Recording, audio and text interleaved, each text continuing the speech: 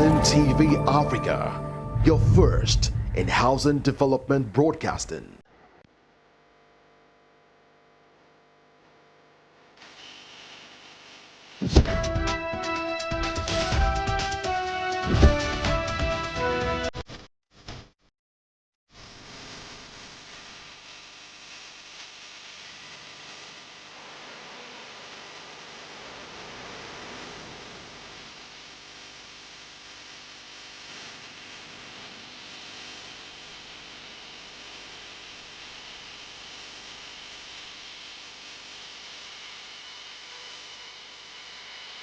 Glad to have you join us in Housing TV News at the top of the hour. I am Mimina Bagudu. Here are the top stories. Estate residents seek Wike's intervention on illegal constructions and C of O delays. Estate surveyors pledge to uphold professional standards. Governor Kefas flags of disbursement of 524 million naira to 10,449 persons across the state. Honorable Ago applauds judiciary, calls for fellowship from other aspirants. Current president calls for stronger regulations to fix failures. On the foreign scene, Palestine ambassador calls for humanity. In sports, Lukman Osimhen score as Super Eagles defeat Benin Republic 3-0. Now the news in detail. Residents of Prince and Princess Estate in Abuja have called on the FCT Minister, Nyesom Wike, to address illegal constructions and expedite the insurance of certificates of occupancy, C of O. During a press conference in Abuja, Chairman of the Board of Trustees, Ambassador Mohammed Ibrahim, revealed that the estate valued at 200 billion naira and housing over 10,000 people faces issues with unauthorized structures and delayed documentation. Ibrahim noted that many residents have lived in the estate for over 20 years without receiving their C of O. They have also been burdened with illegal levies and management fees. The residents are calling for an FCDA inspection to resolve these issues and ensure proper insurance of C of O under the supervision of a designated officer.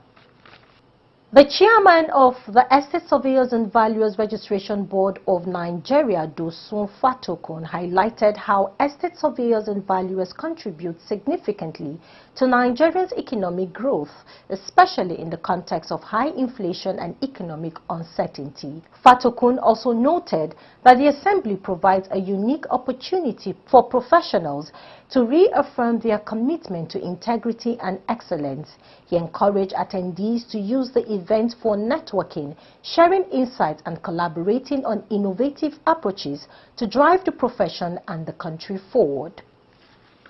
Now, at least 524 million naira have been disbursed to 10,449 persons across the 16 local government areas by Governor Agbu Kefas of Taraba State.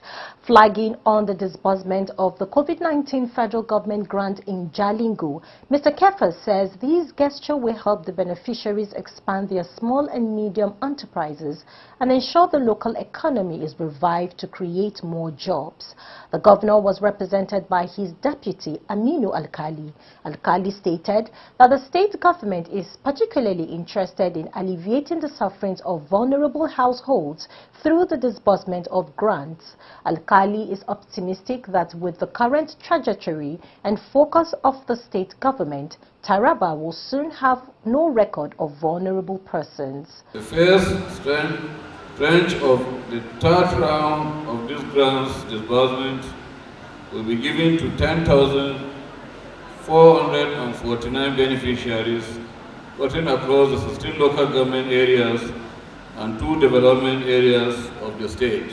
I call on all the beneficiaries of this program to use these funds judiciously and expand their businesses in order to create a sustainable means of livelihood. The State Commissioner for Cooperative and Poverty Alleviation, James Schweib, says the beneficiaries are getting between 50,000 naira to 200,000 naira each as support. The state government was able to disburse 101,900,000 to 10,078 economically affected households in the state. Each member of this household was given a grant in cash within the range of 50,000 to 200,000. Beneficiaries and others shared their thoughts of the laudable intervention by the Taraba state government. Opportunity that we have, we will continue working about the opportunity and we will use it and develop the state. Through this program, His Excellency is able to help more than 10,000 youth to benefit from the sum of 50,000 and above, to go down there and use what they have by initiating a business and any other thing that will keep them living. The disbursement of the 524 million naira COVID-19 federal government grant marks a significant step by the Taraba state government towards supporting small and medium enterprises, alleviating poverty and boosting the local economy. Now, the appeal sitting in Abuja recently declared and affirmed Honorable Ambassador Daniel Asama Ago as the authentic winner of the recently concluded by-election for the Bassa and Jos North Federal Constituency. The visibly happy federal lawmaker expresses gratitude to God Almighty, the judiciary and the people of Bassa and Jos North Federal Constituency for their unwavering support, stating that the victory is a testament to the power of democracy and the rule of law in the country. At this point, I want to say this victory is a testament to the power of democracy and the rule of law. I remain committed to the people of Bassa Jos North Federal Constituency, and I want to also express my heartfelt appreciation to the legal team that led to this able success.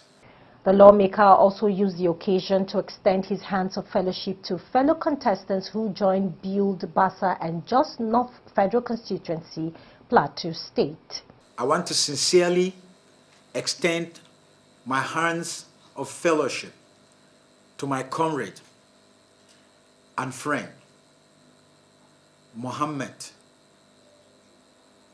aka Don London. He is called Mohammed Gwani. This is the end of the tussle. What we need to do now is to come together and deliver dividend to the people of the constituents, or the constituency that we said we love. My doors will be open. I will work together with him in every way possible that he deems fit to bring up the yield that we should bring to our people. He thanked His Excellency Barrister Caleb Mufwang, the Executive Governor of Plateau State, for his unwavering support and his legal team for their tireless efforts and dedication to win the case. President of Current, Professor Sadiq Abubakar, has called for stronger regulations to address failures in Nigeria's engineering infrastructure, speaking at the 32nd Engineering Assembly in Abuja. He emphasized the need for stricter oversight to prevent issues like building collapses. Abubakar stressed that improved regulatory frameworks are crucial for ensuring safety and reliability in engineering projects. He detailed current efforts to enhance oversight, including new departments and regional offices. The Assembly highlighted current commitment to higher engineering standards, bringing together engineers, government officials and industry leaders to support these improvements. The Environmental Defense Fund has formed a partnership with African Practice to tackle climate change challenges and advance sustainable energy solutions in Africa. The collaboration is set to address key issues impacting the continent's energy and climate policies. EDF's Senior Vice President of Energy Transition, Mark Brownstein, emphasized the partnership's focus on reducing methane emissions in Africa's oil and gas sector and advancing hydrogen energy systems. He noted the critical role of science in driving climate action and shaping energy policy. The Managing Director of East Africa and Group Chief Commercial Officer at African Practice, Richard Kiplagat, stated that the agreement underscores their commitment to sustainable development, noting that green hydrogen will be crucial for Africans' future growth. The National Board of Technical Education has launched the Sector Skill Council for Engineering. This was revealed by NBTE Executive Secretary Professor Idris Bugaji at the 32nd Assembly of the Council of the Regulation of Engineering in Nigeria. Bugaji called the inauguration a historic milestone for Nigeria's engineering sector. He noted that the new Sector Skills Council will join 19 other established councils within the country's skills development network. This new council aims to enhance the engineering sector by aligning with Nigerians' broader skills ecosystem and improving industry standards. The rest of the news will continue after the break. Stick around. Get credible and authentic housing news at your fingertips by downloading the Housing TV mobile app. You can also join the African International Housing Show live from across the globe through the Housing TV mobile app. The mobile app features live streaming and trending housing news. You can locate the AIHS venue via the app, network with AIHS seasoned speakers, and live chat with exhibitors. You can also order house or building materials at AIHS via this app. Download the Housing TV mobile app now from the App Store and Google Play Store. And don't forget to click on the notification button. Available for both iOS and Android users. Housing TV is also on Star Times, channel 149 decoder. Welcome back. Still on Housing TV news at the top of the hour. The new Nigerian People's Party says the party is committed towards addressing the spate of kidnapping and other crimes in Ogun State. As such, the party notes it will be consolidating on intelligence at the local level towards ensuring insecurity is brought to the barest minimum. The National Secretary of the party, Comrade Olamiposu Ogini, made these known in his remarks at the party's local government primary elections held in Abeokuta, the Ogun State capital. At an exercise monitored by the Ogun State Independent Electoral Commission, which saw candidates emerge across the 20 local government areas of the state, the National Secretary, however, charged the candidates to be change agents. The NNPP scribe also sought the cooperation of the Ogun State Independent Electoral Commission to live up to expectations by conducting a credible election. Now, on the foreign scene, the Palestine ambassador to Nigeria, Abdullah Shawesh, has warned that the ongoing massacre in Gaza and the West Bank by the IDF is a wake-up call to all humanity around the world. Ambassador Shawesh said these are the weekly briefing on the ongoing Israeli-Hamas war, where over 40,738 people have been killed and the toll of all those injured risen to 94,154, with so many unaccounted for and houses and shelters destroyed. He says the lack of respect for international law by the Israeli government is a clear message to countries of the South that failure to accept the upcoming political and economic rules and systems will be met with same fate as the Palestine people. They are deliberately streaming and televise the genocide and turning their back on the international law in a clear message to the economy, to the country of South. Unless you all accept the upcoming economic and political rules and system, you will face the same fate of the Palestinian people. Shawesh blamed the United States and other Western countries for exporting the arms used to massacre the Palestinians. When I say that the United States of America and other Western countries are waging a war against the Palestinian people, of course not. We call on the international community to stand strong and firmly to enforce international law, to adopted UN resolutions and to utilize all political, economic, and legal and diplomatic tools at its disposal to stop the ongoing American-Israeli carnage and the bloodshed. No one is safe until everyone is safe. The ambassador called on the international community to stand firmly to enforce the international law, as no one is safe until everyone is safe. Still on the foreign scene, Apapa Port renewed from Nigeria with $600 million proposed after $115 million in Oni. The revelation, the $600 million investment is heading to Nigeria after $115 million had just been exhausted, has boosted confidence in Nigerians' investment environment. These add to positive pronouncements by foreign direct investors who throned the Oni oil and gas free zone last week, indicating readiness to invest more, sending positive signals about Nigerians' economy.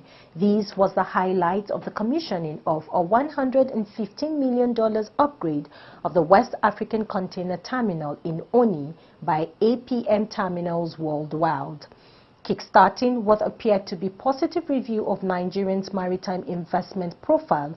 Olaf Gelhausen, Chief Operating Officer of APM Terminals, said that the $115 million investment was a bold statement of their faith in Nigerians' economic potential.